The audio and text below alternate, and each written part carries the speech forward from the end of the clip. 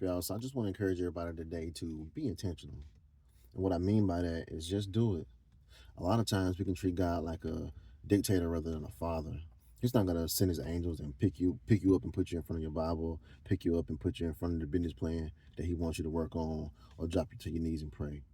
And sometimes we forget that we're human. And oftentimes we don't feel like it sometimes. You might not wake up and feel like praying every day. You might not feel like reading your Bible. You might not feel like working on that business plan. But be intentional and just do it. And God can honor that. You got to understand that we are in this flesh. And our spirit is willing, but our flesh is weak. And sometimes you have to be intentional. And what that does is that beats that flesh into submission because you're just doing it. You're doing it. And I know you might say, hey, you got to make sure that your heart is in the right place. Yes, you do. You do have to make sure your heart is in the right place, and that's what God helps us with. But at the same time, sometimes we just have to do things. Just do it, because oftentimes if you don't, you just won't, because you just don't feel like it all the time.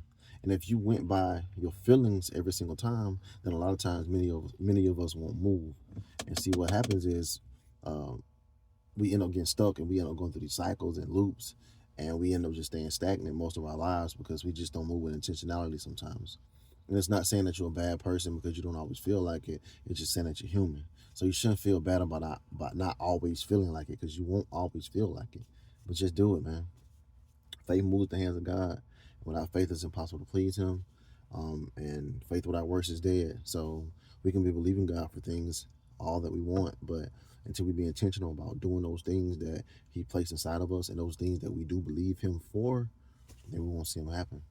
So be intentional. Love y'all.